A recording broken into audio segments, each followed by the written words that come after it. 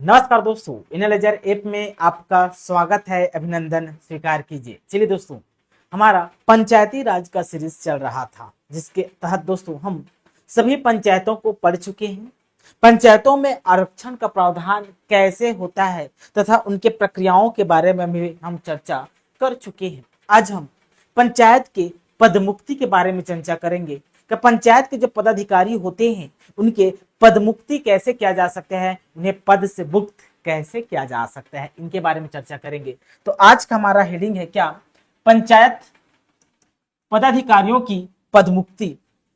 ठीक, पंचायत पदाधिकारी कौन कौन होते हैं? तो पंचायत पदाधिकारी आपके पंच भी होते हैं, सरपंच होते हैं ग्राम पंचायत में।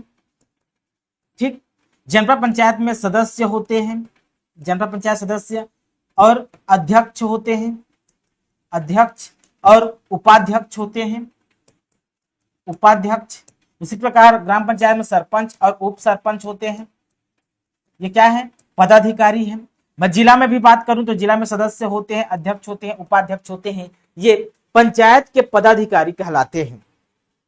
अब इन पदाधिकारियों को पद से मुक्त कैसे किया जा सकता है, इनको इनके पद से कैसे हटाया जा सकता है और क्यों हटाया जा सकता है, इस पर हम चर्चा कर लेते हैं। बारी बारी से एक एक नियम को पढ़ेंगे, अब बहुत ही बेहतरीन तरीके से पढ़ेंगे। पहले लिख लेते हैं, कुछ नियम लिख लेते हैं। यदि, लिखिए, यदि कोई पंचायत पदाधिकारी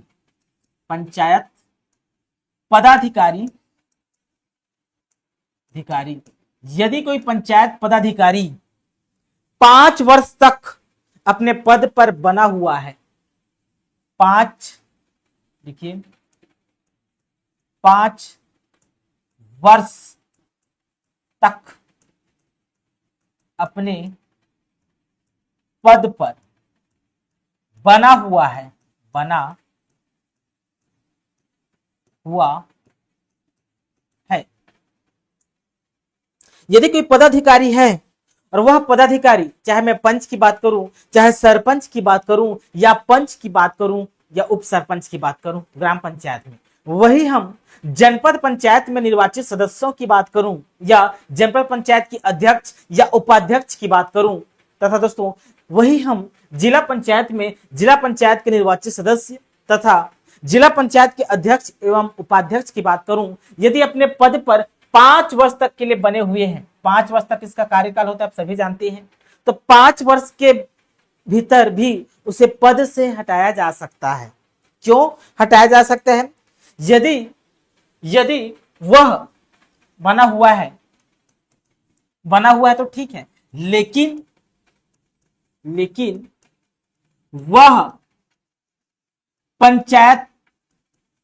पंचायतों के नियम कायदों का उल्लंघन करता है, नियम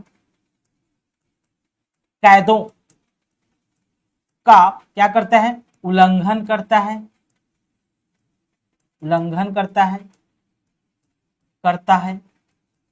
ठीक, पहला। लेकिन क्या, वह पंचायतों के नियम कायदों का उल्लंघन करता है वह पदाधिकारी, या दूसरा क्या कर सकता है, वह पंचायत के हितों का ध्यान नहीं रखता, पंचायत के हितों का ध्यान नहीं रखता,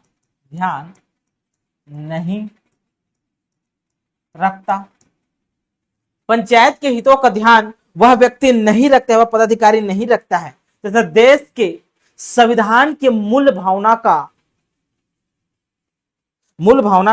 ख्याल ना रखे। तीसरा क्या हो सकता है? देश के संविधान की मूल भावना का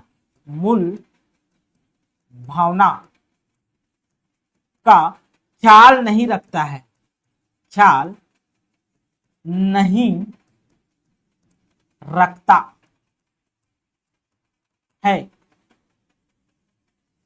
तो उस पदाधिकारी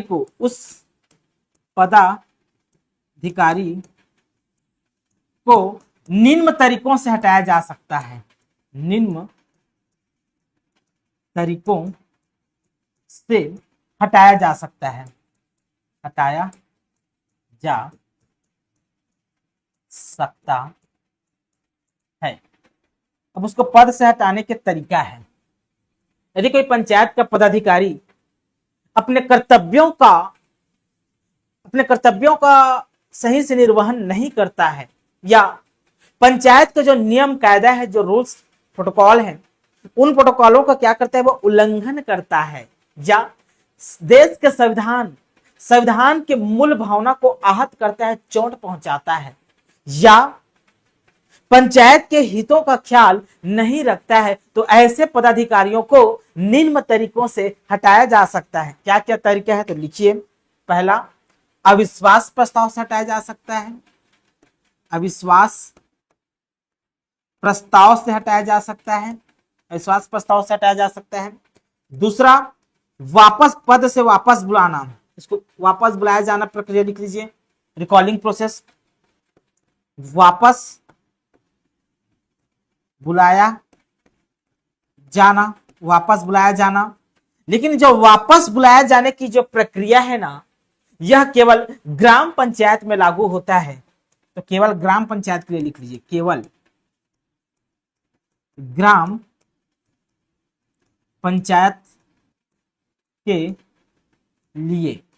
मतलब यह वापस बुलाए जाने की जो प्रक्रिया है, यह जनपद और जिला पंचायत में लागू नहीं होता है।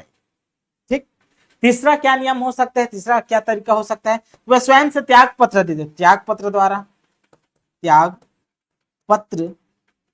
द्वारा भी उसका पद रिक्त हो सकता है। चौथा क्या हो सकता है कि उसको सस्पेंड किया जा सकता है, निलंबित किया जा सकता है। यद्यपि निलंबन की परिभाषा हम देखेंगे कि निलंबन कहते किसे हैं बाद में, जब इस टॉपिक पे आएंगे। तो निलंबन द्वारा भी हटाया जा सकता है। पांचवा, पद से हटाना, पद से हटाना, पद से हटाना। ठीक। लिखिए छठवा और क्या प्रक्रिया हो सकता है, लिख लीजिए। पंचायत के धन को हानि पहुंचाता है, क्या पंचायत के धन को हानि पहुंचाता है या दुरुपयोग करता है, दुरुपयोग करता है। पंचायत के धन को हानि पहुंचाता है या दुरुपयोग करता है, तो उनको पद से हटाया जा सकता है। तो उनको पद से हटाया जा सकता है, दुरुपयोग करते हैं तो। कौन सा धारा में बताया गया ये वाली बात, तो ये वाली बात मेरे प्यारे बच्चों धारा 89 में है जी। ये वाली बात किसमें है, तो धारा 89 में है।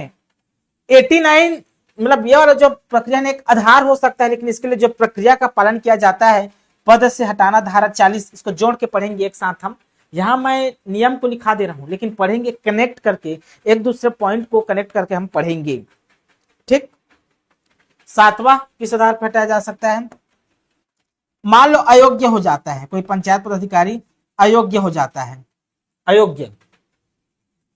ठीक। अयोग्य हो जाने पर देखिए, अयोग्य हो जाने पर यथा, मान लो कि पंचायत पदाधिकारी अपने पद से, योग्यता से क्या हो जाता है, अयोग्य हो जाता है। ठीक।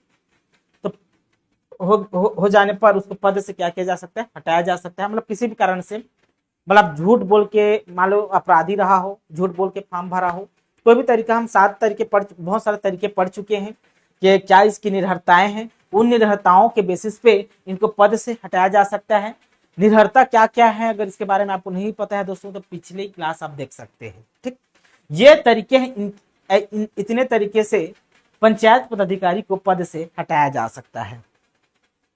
ठीक, समझ में आ गया होगा। तो कितने तरीके हैं, 7 तरीके। अब एक एक तरीके को बारी बारी से हम पढ़ते जाएंगे जी, कि पंचायत के पदाधिकारी को कैसे हटाया जाते हैं। याद करने के बाद ये पॉइंट हमेशा याद रखना। पंचायत पदाधिकारियों की पद मुक्ति हम पढ़ रहे हैं तो सभी को एक साथ पढ़ रहे हैं। ग्राम पंचायत का अलग से नहीं पढ़ेंगे, जनता पंचायत का अलग से नहीं पढ़ेंगे, जिला पंचायत का अलग से नहीं पढ़ेंगे, सबके लिए समान प्रक्रिया है। पहली बात याद रखना, पद से हटाने की जो प्रक्रिया है ना, प्रोसेस है, सभी के लिए, सभी पंचायत के लिए समान है।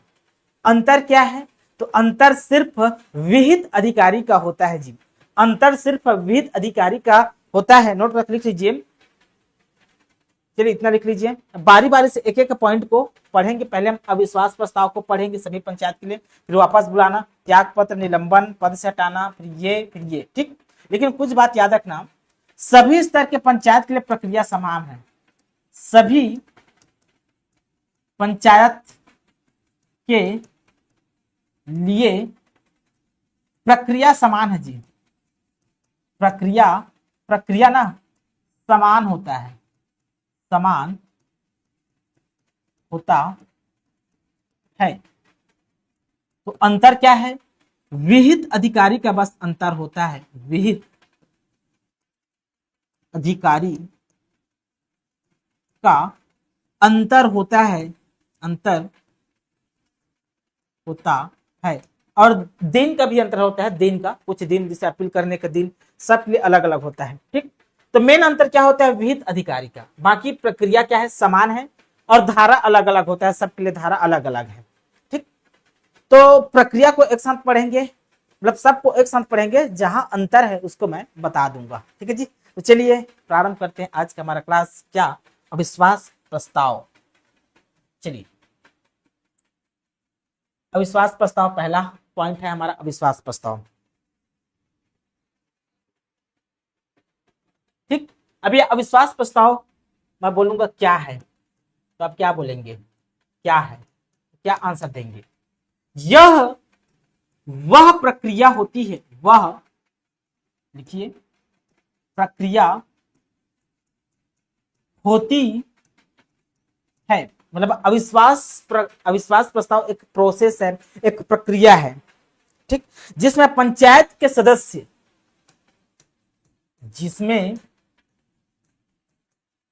पंचायत के सदस्य, अविश्वास प्रस्ताव में पंचायत के सदस्य अपने प्रमुख या अध्यक्ष, उपाध्यक्ष, अपने प्रमुख अच्छे से लिखिए इसको, प्रमुख में क्या? अध्यक्ष, उपाध्यक्ष,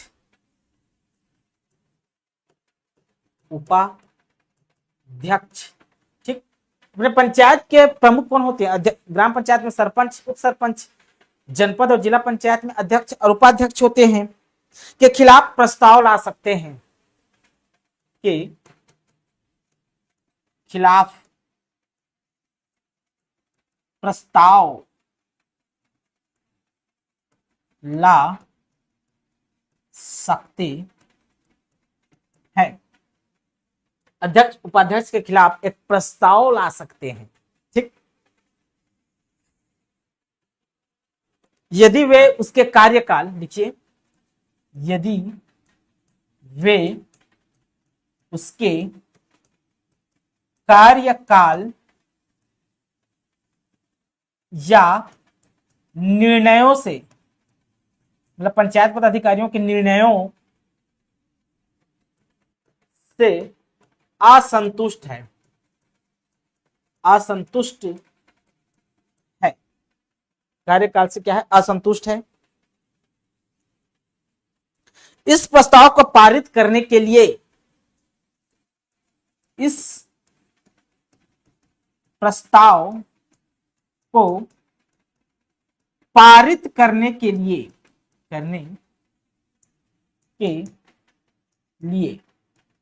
इस प्रस्ताव को पारित करने के लिए, लिखिए, इस प्रस्ताव को पारित करने के लिए संबंधित पंचायत सदस्यों का,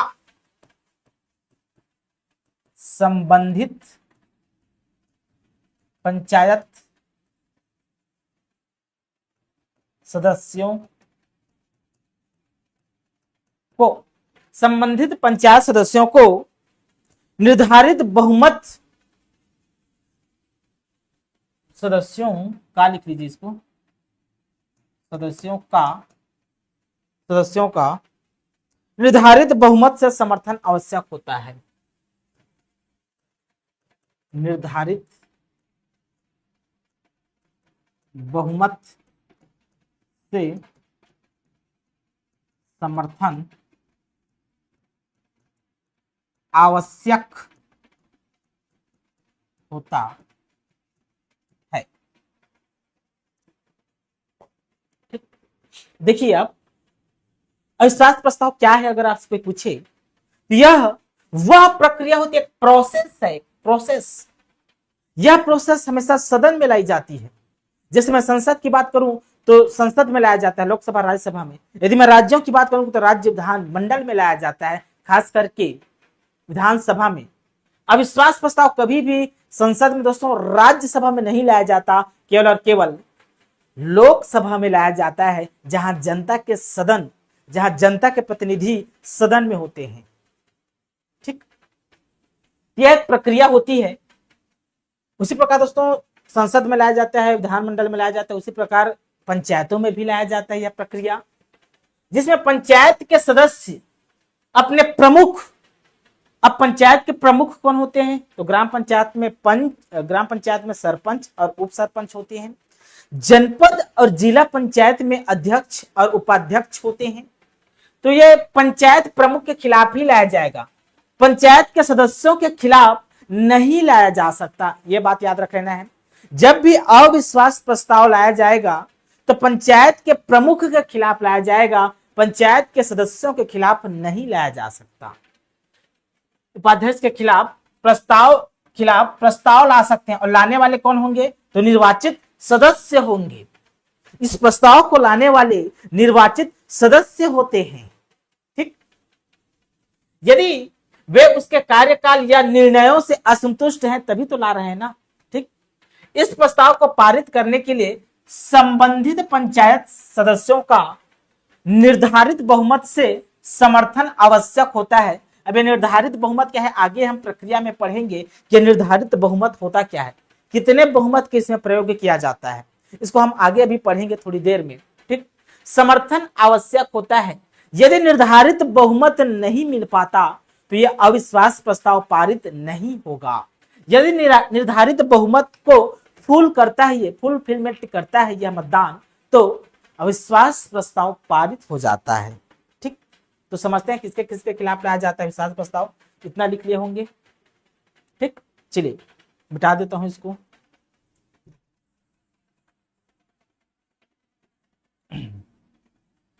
अविश्वास प्रस्ताव समझ गए होंगे आप। ठीक जी, अब देखो किसके किसके खिलाफ लाया जाता है, एक एक पॉइंट को पकड़ना है।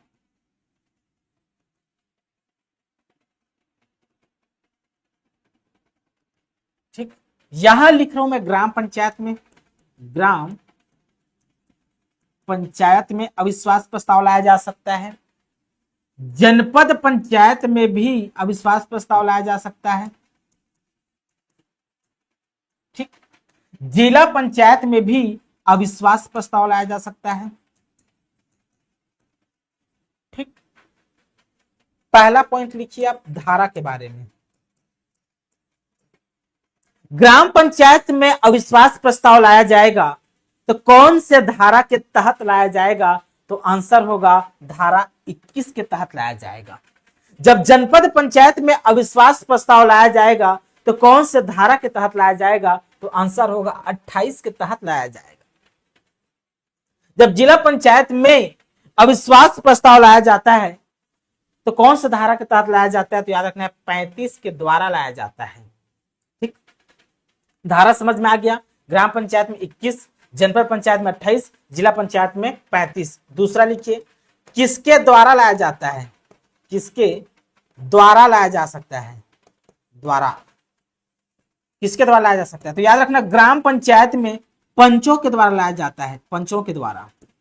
ग्राम पंचायत में जो निर्वाचित सदस्य होते हैं, वार्डों के निर्वाचित सदस्य क्या कहलाते हैं, पंच कहलाते हैं।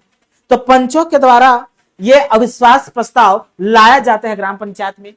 जनपद पंचायत में किसके द्वारा लाया जाता है तो निर्वाचित सदस्य, जनपद पंचायत के निर्वाचन क्षेत्र के जो प्रतिनिधि होते हैं वो निर्वाचित सदस्य कहलाते हैं, अर्थात जनपद पंचायत के सदस्य द्वारा। ठीक, तो निर्वाचित सदस्य याद रखना है, निर्वाचित सदस्यों द्वारा याद रखना है ना।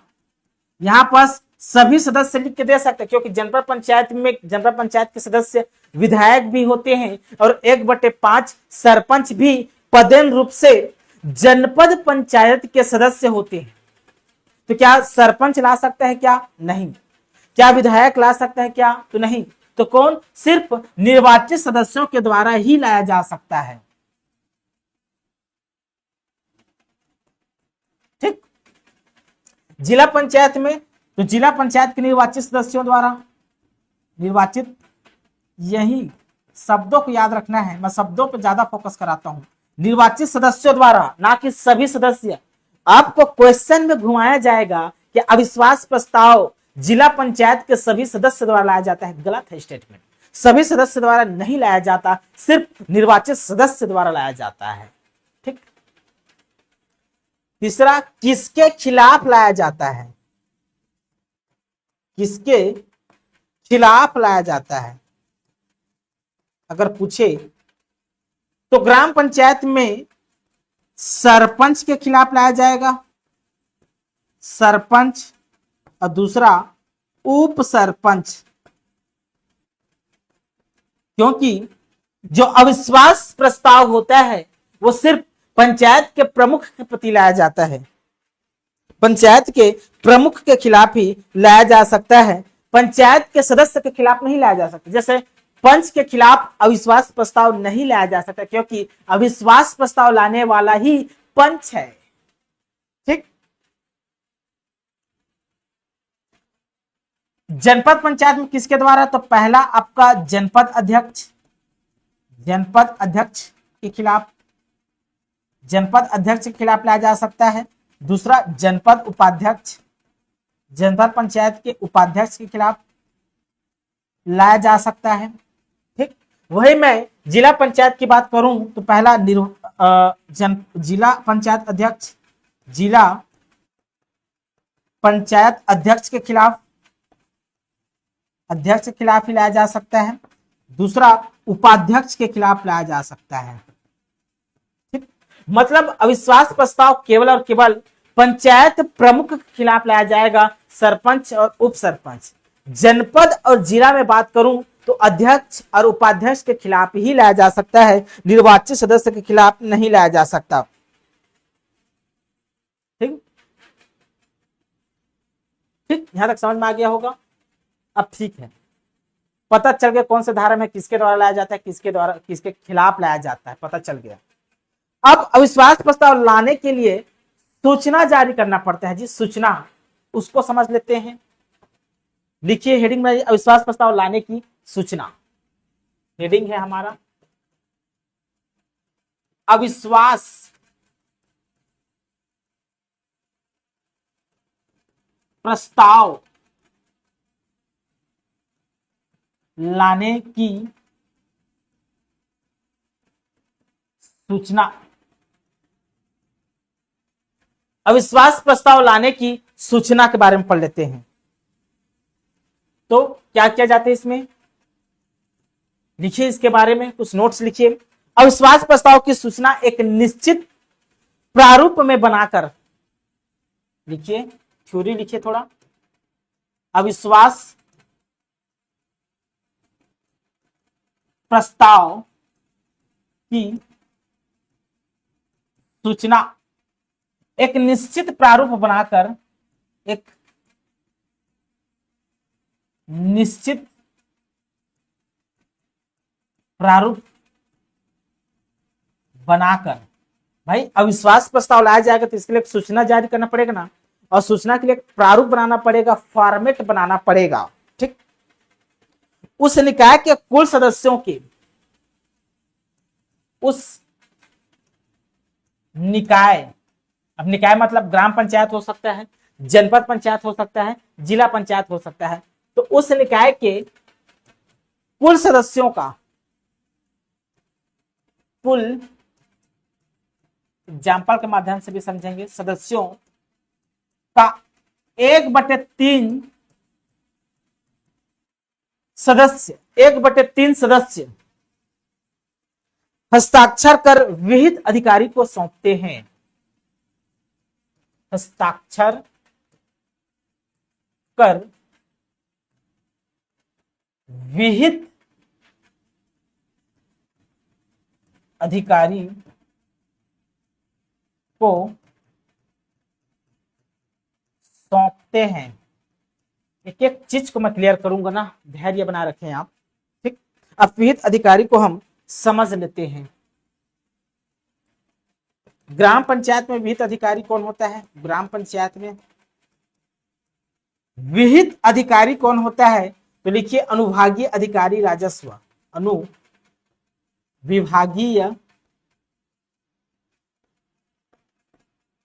अधिकारी राजस्व। अनुभागीय अधिकारी राजस्व। जनपद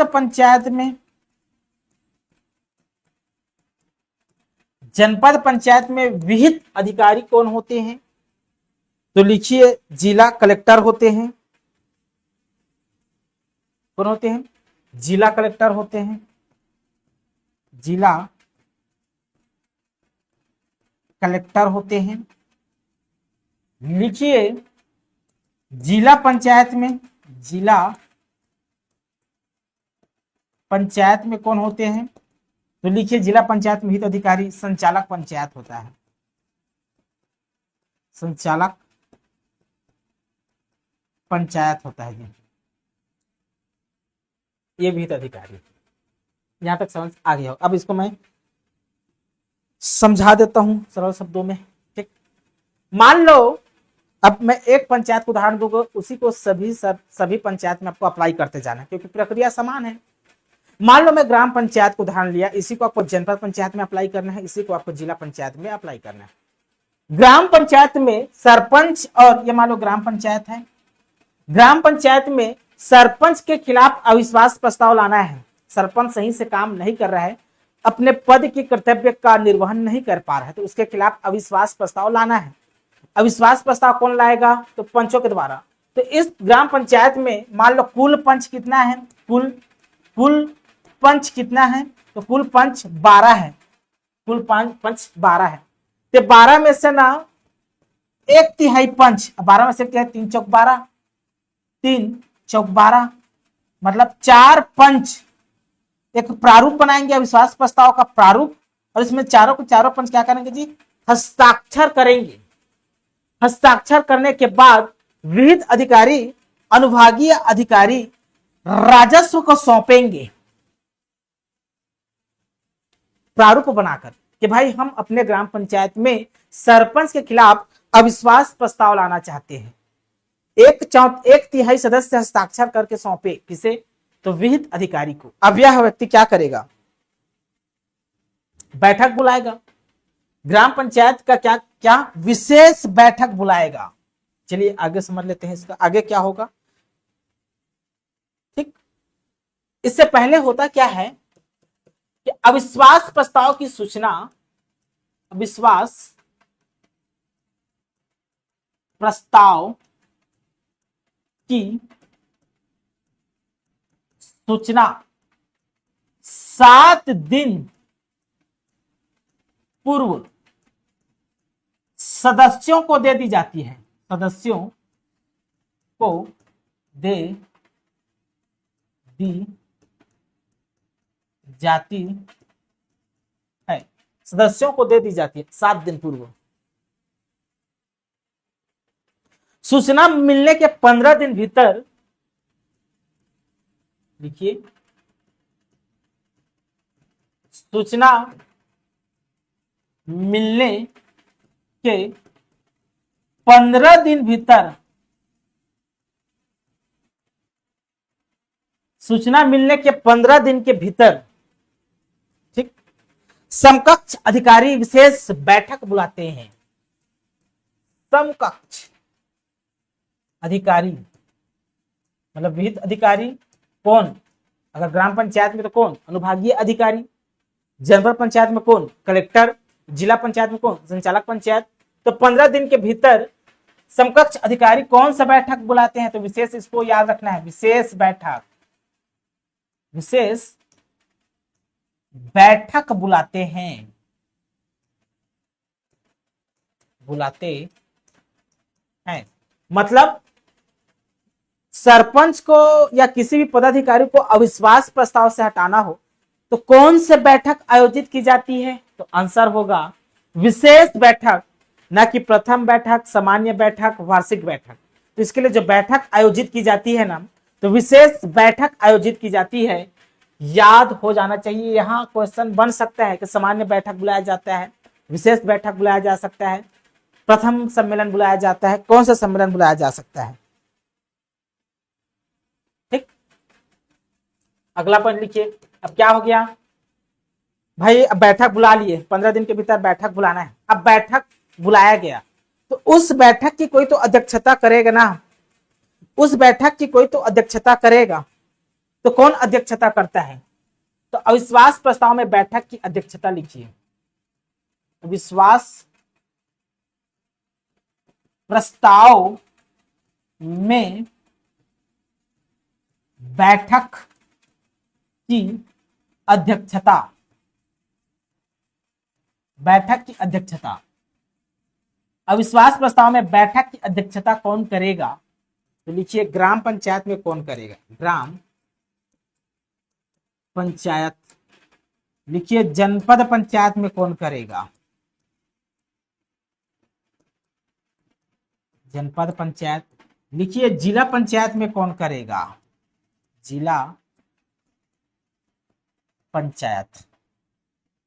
अविश्वास प्रस्ताव में बैठक की अध्यक्षता करना पड़ता है। अब सभी जानते हैं कि बैठक की अध्यक्षता ग्राम पंचायत में सरपंच करता है, सरपंच अनुपस्थित है तो उप सरपंच करता है।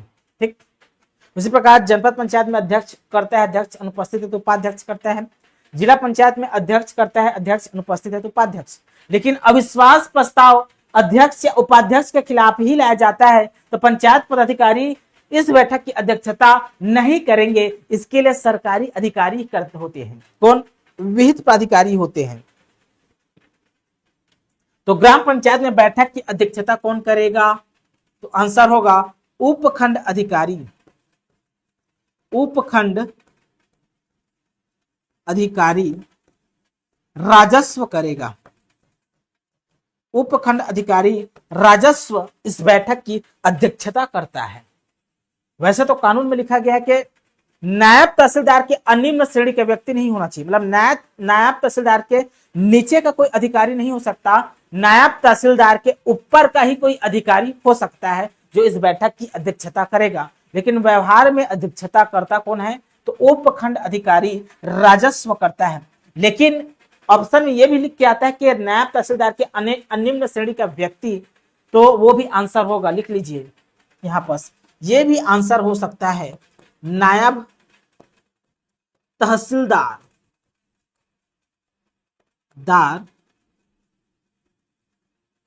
नायब तहसीलदार की अनिम्न श्रेणी की व्यक्ति, तहसीलदार से लिख लीजिए अनिम्न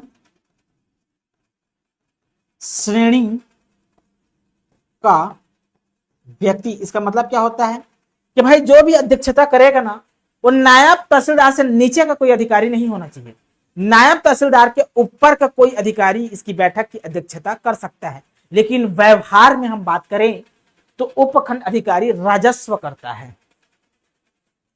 जनपद पंचायत में कौन करता है? तो डिप्टी कलेक्टर, डिप्टी कलेक्टर। देखिए जनपद पंचायत में अविश्वास प्रस्ताव की बैठक की अध्यक्षता डिप्टी कलेक्टर के नीचे का कोई अधिकारी नहीं कर सकता, मतलब डिप्टी कलेक्टर के ऊपर का ही कोई अधिकारी इस बैठक की अध्यक्षता कर सकता है। व्यवहार में डिप्टी कलेक्टर ही करता है, लेकिन इससे नीचे का अधिकारी नहीं करेगा। ठीक, यह है कानून में लिखा हुआ है। जिला पंचायत में बैठक की अध्यक्षता कौन करता है? तो कलेक्टर या अतिरिक्त कलेक्टर करता है। कलेक्टर या अतिरिक्त कलेक्टर करता है, अतिरिक्त कलेक्टर करता है। कलेक्टर या अतिरिक्त कलेक्टर करता है। ठीक, इतना लिख लिए, समझ में आ गया होगा यहां तक। आगे बढ़ते हैं। जिसके, अगला पॉइंट लिखिए, जिसके खिलाफ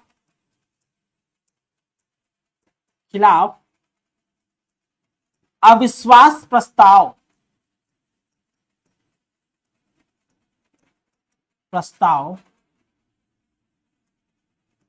लाया गया है वह व्यक्ति बैठक की अध्यक्षता नहीं करेगा। बैठक की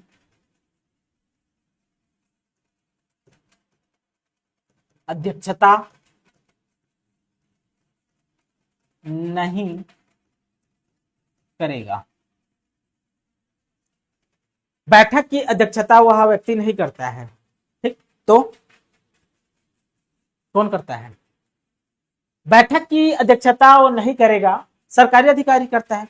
लेकिन जिसके खिलाफ अविश्वास प्रस्ताव लाया गया है, मान लो सरपंच के खिलाफ लाया गया है, अध्यक्ष उपाध्यक्ष के खिलाफ लाया गया है, तो वह उस बैठक की कार्यवाही में भाग ले सकता है, अपना पक्ष रख सकता है, अपने बारे में सफाई दे सकता है। ठीक ठीक, अब प्रक्रिया को समझ लेते हैं। प्रक्रिया को मैं दूसरा पेज में पढ़ाता हूं। अविश्वास प्रस्ताव की प्रक्रिया। अविश्वास प्रस्ताव की प्रक्रिया। अविश्वास प्रस्ताव की प्रक्रिया, चलो स्टेप बाय स्टेप समझे हम क्या किए कि भाई पहले 1/3 सदस्य विहित अधिकारी को सौंपेंगे हस्ताक्षर के साथ कि हम फला व्यक्ति फला पदाधिकारी के खिलाफ अविश्वास प्रस्ताव लाना चाहते हैं। फिर सूचना जारी किया जाएगा फॉर्मेट बनाकर। ठीक, 15 दिन के भीतर बैठक बुलाया जाएगा विहित प्राधिकारी के द्वारा। कौन सी बैठक? तो विशेष बैठक बुलाया जाएगा। उस विशेष बैठक की अध्यक्षता कौन करेगा ये भी देख चुके हैं। अब सामने सभी सदस्य आएंगे, निर्वाचित सदस्य, और यहाँ सामने में कौन रहेंगे? अध्यक्षता करने वाला विहित अधिकारी होता है। तो उसमें प्रक्रिया होता है क्या? मतदान की। तो अविश्वास प्रस्ताव की प्रक्रिया में होता क्या है? बहुमत की आवश्यकता होती है। बहुमत की आवश्यकता होती है। अब बहुमत की आवश्यकता होती है, इसका मतलब है भाई मतदान होगा, वोट देना पड़ेगा। वोट मतलब मतदान होगा। अब मतदान के भी प्रकार होते हैं, खुला मतदान होता है, गुप्त मतदान होता है। तो यहां पर जो मतदान होता है वह गुप्त मतदान होता है। गुप्त मतदान होता है। मतदान गुप्त मतदान होता है जी, यहां पर गुप्त मतदान। अब गुप्त मतदान में सदस्य, निर्वाचित सदस्य भाग लेंगे। कई लोग उठ के चले जाते हैं, कई लोग बैठे रहते हैं। तो पारित होने के लिए अगर बहुमत को पाना है तो मतदान को पारित होना चाहिए ना। तो पारित होने के लिए शर्त है, देखिए यहां पर, पारित होने के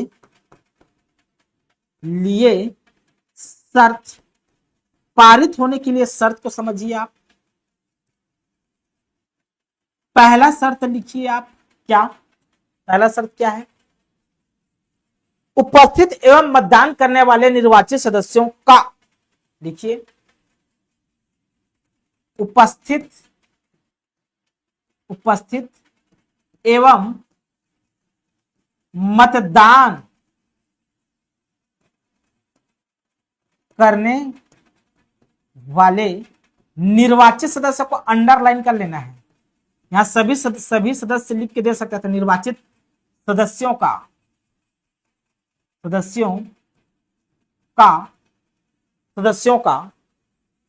3/4 सदस्य, 3/4 सदस्य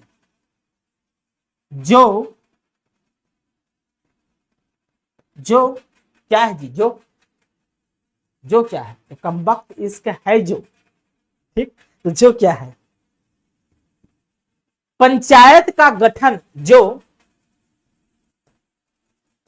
पंचायत का गठन करने वाले, गठन करने वाले, पंचायत का गठन करने वाले निर्वाचित सदस्यों की, निर्वाचित सदस्यों की कुल संख्या के 2/3 से अधिक हो, कुल संख्या के 2/3 से अधिक हो, से अधिक हो, 2/3 से अधिक हो। ठीक, समझिए इसको।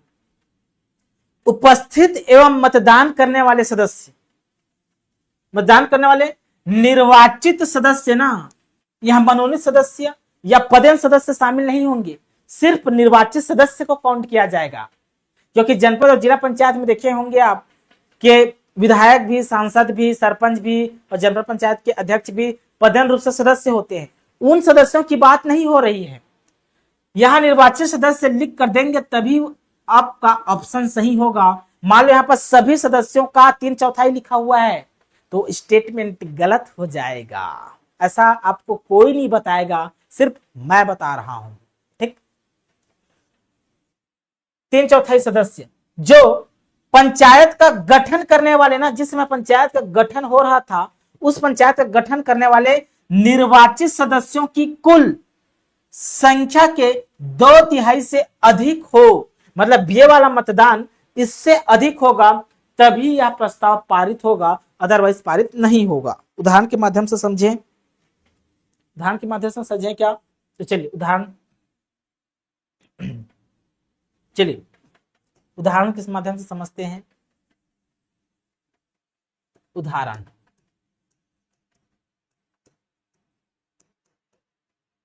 मैं मान लो किसी ग्राम पंचायत में, मान लो फुलेरा नामक ग्राम पंचायत में, फुलेरा ग्राम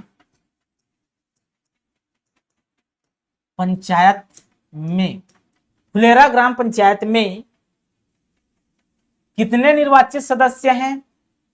तो कुल 18 निर्वाचित सदस्य हैं। मतलब 18 निर्वाचित मतलब 18 पंच है। मतलब उस ग्राम पंचायत में 18 वार्ड हैं, 18 वार्ड है मतलब 18 पंच है, तो 18 पंच है। ठीक, अब पारित होने के लिए क्या करना पड़ेगा? पारित होने के लिए मान लो 18 में से ना उपस्थित और मतदान करने वाले सदस्य 2 लोग नहीं आते हैं। कितने लोग उपस्थित होते हैं? 16 लोग उपस्थित होते हैं और 16 लोग ही क्या करते हैं? मतदान करते हैं। तो इसका क्या होना चाहिए? 3/4 होना चाहिए। क्या होना चाहिए? 3/4। तो 16/3, 16 का 3/4 सदस्य होना चाहिए। 4 चौक 16, 4 चौक 16 और 4 तिया 12 सदस्य का वोट आया। कितना वोट आया? तो 12 सदस्य का ये वोट पड़ा। ठीक, ये नीचे वाले से अधिक होना चाहिए तभी पारित होगा, उसके बराबर या अधिक। तो नीचे वाला का क्या करता हूं मैं? नीचे वाले का मान लो कुल सदस्य कितने हैं? तो 28 में कुल सदस्य को लिया जाएगा 18। अब 18 का मैं 2/3 निकालूंगा, 2/3, 3 3 3 4 3 6 18, 3 6 18। अब 6 दूनी 12, मतलब ये दोनों बराबर हो गए तो पारित हो जाएगा। पारित मतलब बराबर या इससे अधिक होना चाहिए तभी पारित होगा। मान लो कम आ गया, मान लो इस दिन उपस्थित 18 नहीं थी, मान लो कुल सदस्य कितना है? कुल सदस्य मान लो क्या है आपका? 12 है। कुल सदस्य कितना है? 12। तो गुणित 2 गुणित 3 करूंगा, 3 3 3 चौक 12, 4 दूनी 8 सदस्य होता है तो पारित नहीं हो पाएगा क्योंकि इससे कम है।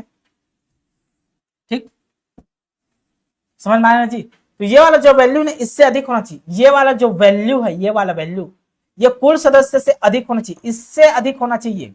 ठीक है ना?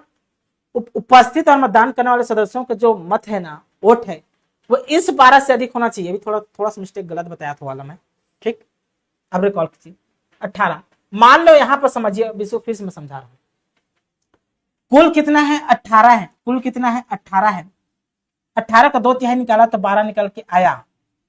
अब उस दिन जिस दिन मतदान होना था, अविश्वास प्रस्ताव पारित होना था, उस दिन 16 सदस्य गए, 16 सदस्यों ने मतदान किया, तो इसका मैं 3/4 निकालूंगा तो 12 सदस्य निकल के आएगा। ये दोनों बराबर हो गया, या इससे अधिक है, इसके बराबर है तो पारित हो जाएगा। मान लो उस दिन गए केवल 4 ही सदस्य गए उस दिन। मान लो उस दिन ना केवल 12 ही सदस्य हो गए, 12 सदस्य गए मतदान किए। कुल सदस्य 18, लेकिन उस दिन 12 सदस्य गए और मतदान किए, तो 12 का 3/4 निकालूंगा तो 4 4 4 4 तिया 12 और 3 तिया 9, 3 तिया क्या हो गया? 9। अब ये जो 9 है ना, ये वाला 9 इससे कम है, इस 12 से ये 9 कम है, मतलब पारित नहीं हो पाएगा, ठीक। तो कुल सदस्यों का 2/3 से अधिक होना चाहिए। ये 3/4 वाले का जो कंसेप्ट है ना, ये 2/3 के बराबर या उससे अधिक होना चाहिए, तभी पारित हो पाएगा, अदरवाइज नहीं हो पाएगा। समझ में आ गया होगा, ठीक है जी? ठीक, चलिए आगे बढ़ते हैं। अब मान लो पारित हो गया, सरपंच के खिलाफ, जनरल पंचायत के अध्यक्ष के खिलाफ, उपाध्यक्ष के खिलाफ, जिला पंचायत के अध्यक्ष या उपाध्यक्ष के खिलाफ पारित हो गया, तो हो सकता है पंचायत पदाधिकारी, सरपंच या उप सरपंच, अध्यक्ष, उपाध्यक्ष उस प्रक्रिया से असंतुष्ट हो, या उस पदाधिकारी को लगता है कि मेरे खिलाफ गलत आरोप लगाया गया है, तो वो अपील भी कर सकता है ना, है ना। तो अपील का प्रावधान समझते हैं।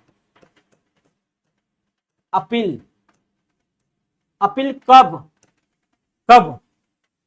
जब पंचायत प्रमुख लिखिए, जब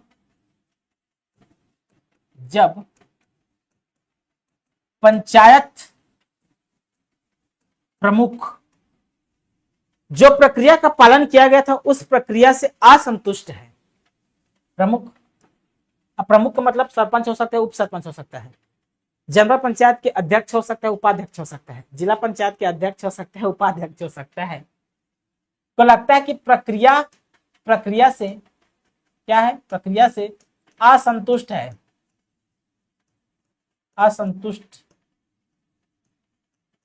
असंतुष्ट है, प्रमुख प्रक्रिया से असंतुष्ट है, या इसे लगता है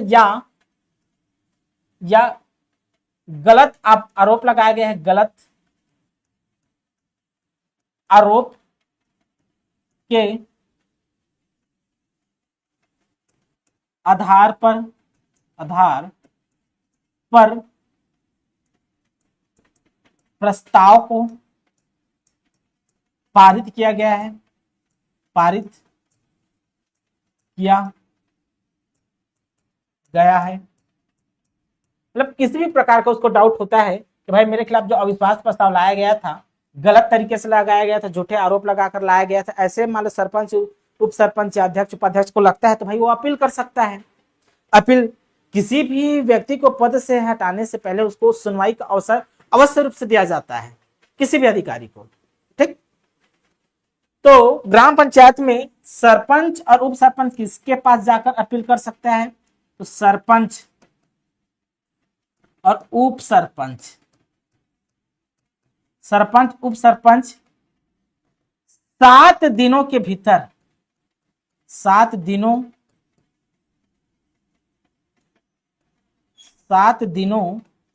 के भीतर किससे अपील करेगा? तो कलेक्टर से अपील कर सकता है कि कलेक्टर महोदय, मेरे खिलाफ ग्राम पंचायत फुलेरा में अविश्वास प्रस्ताव लाया गया था जो कि पारित भी हो गया है, लेकिन इसमें धांधली हुआ है कलेक्टर साहब, मैं संतुष्ट नहीं हूं इस प्रक्रिया से। तो कलेक्टर से वो 7 दिनों के भीतर क्या करेगा? अपील करेगा। वही जनपद अध्यक्ष और उपाध्यक्ष, जनपद अध्यक्ष या उपाध्यक्ष 10 दिनों के भीतर, 10 दिनों के भीतर किससे अपील करेगा? तो संचालक पंचायत से अपील करेगा। संचालक पंचायत से अपील करेगा। वही जिला पंचायत के अध्यक्ष, जिला अध्यक्ष,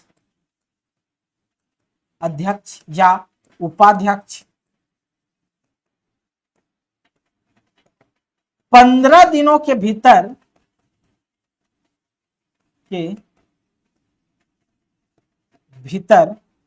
राज्य सरकार से अपील करेगा। राज्य सरकार से क्या करेगा? अपील करेगा। सरपंच और उप सरपंच कलेक्टर के पास जाकर अपील करते हैं। जनपद पंचायत के अध्यक्ष और उपाध्यक्ष संचालक पंचायत के पास जाकर अपील करते हैं। कितने दिनों के भीतर? ये 10 दिनों के भीतर, ये 7 दिनों के भीतर। और जिला पंचायत के अध्यक्ष और उपाध्यक्ष 15 दिनों के भीतर राज्य सरकार से सीधा अपील करते हैं। अब ये इसके पास अपील करेंगे तो कलेक्टर निर्णय देगा ना, संचालक पंचायत के पास करेंगे तो संचालक पंचायत भी अपना निर्णय देगा ना, राज्य सरकार भी अपना निर्णय देगा ना। तो कलेक्टर का जो निर्णय देगा वो अंतिम होता है। जो भी निर्णय देगा, है ना, कितने दिनों के भीतर देगा? तो 30 दिनों के भीतर, 30 दिनों के भीतर अंतिम निर्णय देगा। अंतिम निर्णय देगा। कलेक्टर साहब 30 दिनों के भीतर अंतिम निर्णय देता है कि आप पर लगाया गया जो आरोप है वो सही है कि गलत है।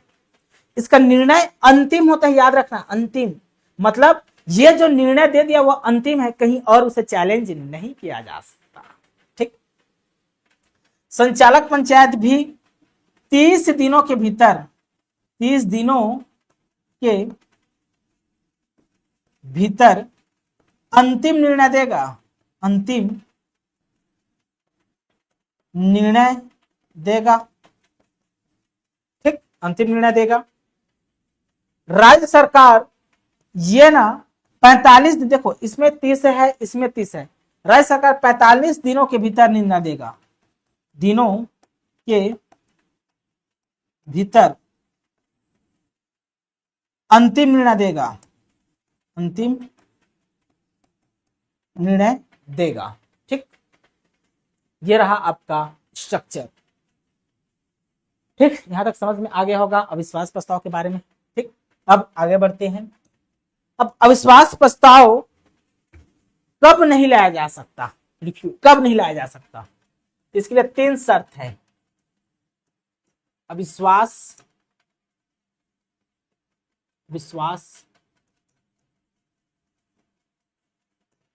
प्रस्ताव कब नहीं लाया जा सकता? कब नहीं लाया जा सकता? तो इसके लिए 3 शर्त है जी। पहला शर्त आप लिखिए, इसके लिए कितने शर्त है? तो 3 शर्त है कब नहीं लाया जा सकता। तो पद ग्रहण से 1 वर्ष के भीतर, लिखिए, पद ग्रहण करने की तारीख से 1 वर्ष के भीतर नहीं लाया जा सकता। 1 वर्ष के भीतर अविश्वास प्रस्ताव नहीं लाया जा सकता। मान लो पंचायत का गठन हुआ, प्रथम सम्मेलन होता है, प्रथम सम्मेलन से पद ग्रहण करते हैं।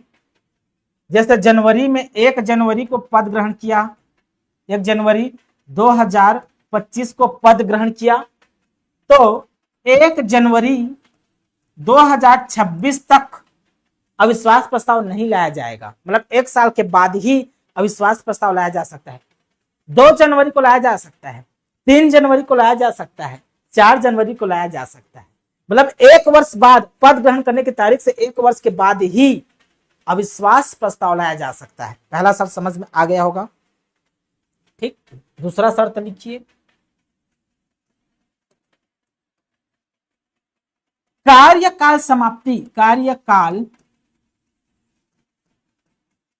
समाप्ति का, कार्यकाल समाप्ति का 6 माह शेष बचा हो, 6 माह शेष बचा हो, शेष बचा हो, 6 माह शेष बचा हो, ठीक।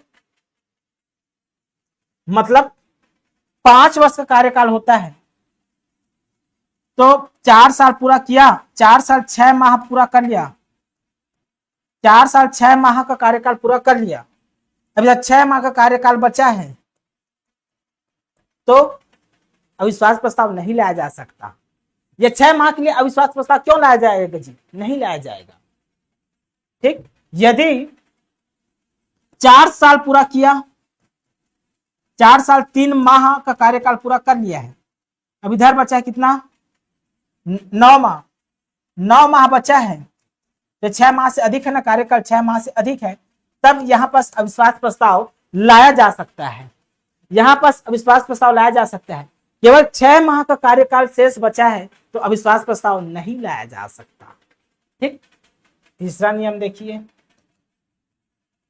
तीन ही कंडीशन है जब अविश्वास प्रस्ताव नहीं लाया जा सकता। पहले के अविश्वास प्रस्ताव, पहले के अविश्वास प्रस्ताव, पहले के अविश्वास प्रस्ताव के पूरा हुए, के पूरा हुए 1 वर्ष ना बीता हो, 1 वर्ष ना बीता हो, 1 वर्ष ना बीता हो, तब अविश्वास प्रस्ताव नहीं लाया जा सकता। जैसे फुलेरा ग्राम पंचायत के ए नामक सरपंच है, इसके खिलाफ अविश्वास प्रस्ताव 1 जनवरी 2025 को लाया गया था, लेकिन ये पारित नहीं हो पाया था। ये पद से नहीं हटेगा भाई, अविश्वास प्रस्ताव पारित होता है तभी तो पद से हटेगा। अविश्वास प्रस्ताव पारित नहीं हो पाता तो पद से नहीं हटता, तो पारित नहीं हुआ था। अब फिर से इसके खिलाफ अविश्वास प्रस्ताव लाना है, तो 1 जनवरी 2026 के बाद ही लाया जाएगा। 1 जनवरी 2026 के अंदर नहीं लाया जा सकता, क्योंकि उसके खिलाफ पहले अविश्वास प्रस्ताव लाया जा चुका है जो पारित नहीं हुआ था, ठीक। आशा करता हूं दोस्तों अच्छे से समझ में आया होगा। कल हम वापस बुलाने की प्रक्रिया के बारे में चर्चा करेंगे, ठीक। त्याग पत्र भी कल ही चर्चा कर लेंगे, फिर निलंबन का ही कल ही चर्चा कर लेंगे। कल ये पदमुक्ति का टॉपिक खत्म हो जाएगा, फिर बजट पे चर्चा करेंगे, समिति पे चर्चा करेंगे, ठीक ना। अभी के लिए बहुत बहुत धन्यवाद, थैंक यू।